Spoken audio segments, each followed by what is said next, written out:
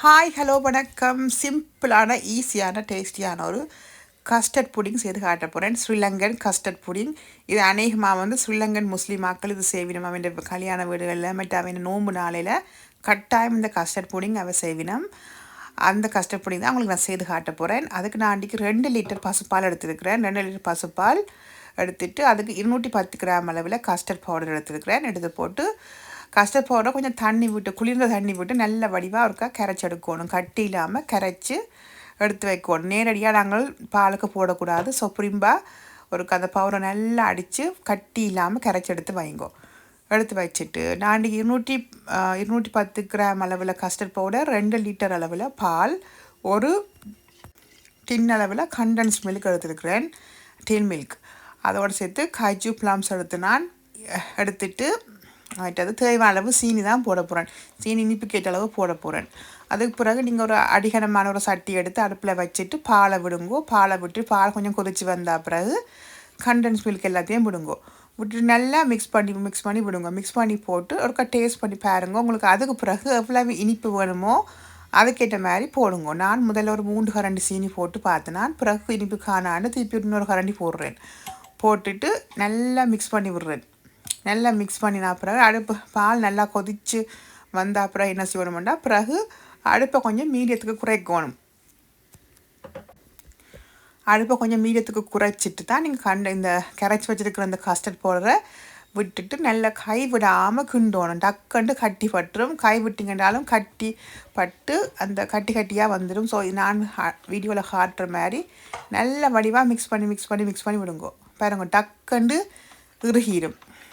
இப்போ என்ன செய்யணும், ஒரு 3-4 நிமிஷத்துக்கு அடுப்பை குறைச்சி வச்சுக்கொண்டு இப்படி நல்லா கிண்டி விடுங்க. ஒரு திக்காக வர அளவுக்கு இந்த கஸ்டர்ட் பவுடர் எல்லாம் பாலோட சேர்ந்து நல்லா அந்த ஒரு பதமண்டு பார்க்குறதுக்கு இல்லை, ஒரு திக்கான ஒரு பதத்துக்கு வந்தால் காணும். ஒரு 3-4 நிமிஷத்துக்கு இப்படியே மிக்ஸ் பண்ணி விடுங்க. இப்போ இந்த கஸ்டர்ட் பவுடர் போட்ட பிறகு நான் டேஸ்ட் பண்ணி பார்த்தேன்னா எனக்கு கொஞ்சம் திருப்பியும் இனிப்பு காணாத மாதிரி இருந்தது. நான் அதுக்கு பிறகு இன்னொரு டேபிள் ஸ்பூன் சீனி போட்டேன். மொத்தம் நான் 5 டேபிள் ஸ்பூனுக்கிட்ட இனிப்பு சீனி போடுறேன். இந்த ஃபுல்லாக இந்த 2 லிட்டர் பாலுக்கு உங்களுக்கு இனிப்புக்கு ஏற்ற அளவுக்கு நீங்கள் பார்த்து சீனியை போடுங்க. விருப்பம் ஒன்றா நீங்கள் கண்டன்ஸ் மில்கே கொஞ்சம் கூடுதலாகவும் போடலாம். 1.5 லிட்டரும் போடலாம். நான் ஒரு டின் தான் போடுறேன். 1.5 டின்னும் போடலாம். நான் ஒரு டின் தான் போட்டேன். நான் போட்டுட்டு சீனியை போட்டு நல்லா கைவிடாமல் மிக்ஸ் பண்ணுங்க. அவ்வளோதான் வேலை. பெரிய வேலையில் சரியான ஈஸி சிம்பிளான ஒரு கஸ்டர்ட் புடிங். கைவிடாமல் கிண்டுங்கோ. டக்குண்டு கட்டி பட்டுரும். இந்த கட்டியாக வந்துடும். ஸோ கைவிடாமல் இந்த பதத்துக்கு அப்படியே மிக்ஸ் பண்ணி எடுத்தீங்கன்னா சரி. மிக்ஸ் பண்ணி எடுத்துகிட்டு நாங்கள் இப்போ இந்த கஸ்டர்ட் புடிங்க ஒரு பாத்திரத்தில் விடுவோம். அதுக்கு ஒரு இப்போ அகலமானவோ டீப்பானவோ இல்லாட்டி தட்டையானவோ எப்படி இருந்தாலும் பரவாயில்ல. உங்களுக்கு விருப்பத்துக்கு ஏற்ற மாதிரி ஒன்று எடுத்து நல்ல எண்ணெயோ இல்லாட்டி நெய் பட்டர் ஏதாவது ஒன்று பூசி போட்டு அப்படியே கஸ்டர்ட் இந்த மிக்ஸிங்கை அப்படியே நடுவில் ஊற்றி போட்டு நல்லா ஆற விட்டுட்டு ஃப்ரிட்ஜுக்கு வைக்கணும். அதுக்கு முதல் நீங்கள் எடுத்து வச்சுருக்கிற அந்த காஜு பிளம்ஸை மேலால் சும்மா அந்த டெக்கரேட் பண்ணுறதுக்கு வச்சிங்கன்னா சரி. காஜு பிளம்ஸ் போடாமையும் விடலாம், விருப்பம் வேணாலும் போடலாம். நான் கொஞ்சம் போடுறேன். போட்டுட்டு நல்லா ஆற விட்டுட்டு ஒரு கிட்டத்தட்ட ஒரு 2 மணித்தியாலும் ஃப்ரிட்ஜுக்கு வச்சேன். நான் கந்நேரம் வைக்க தேவையில்லை, நல்லா செட் பண்ணி வந்துடும்.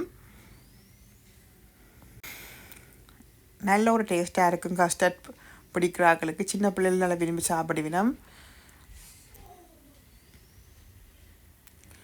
கச்சபிளம்ஸையும் வச்சுட்டு சாடியாவுக்கா நல்லா உள்ள அமர்த்தி விட்டுட்டு ஃப்ரிட்ஜுக்கு வச்சு போட்டு எடுத்திங்கன்னா சூப்பரான கஸ்டர்ட் புடிங்.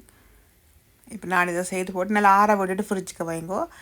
இப்போ நான் ஒரு கிட்டத்தட்ட 2 மணித்தியாலத்துக்கிட்ட ஃப்ரிட்ஜுக்கு வச்சுட்டு இப்போ வெட்டி எடுத்து காட்டுறேன் உங்களுக்கு எப்படி வந்திருக்குன்னு சொல்லி.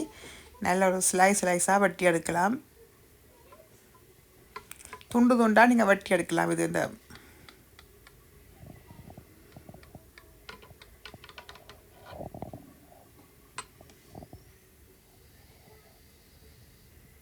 பாருங்க, அந்த மாதிரி சூப்பராக ஒட்டமில்லை ஒன்றுமில்லை, நல்லா சூப்பராக வெட்டி வருது.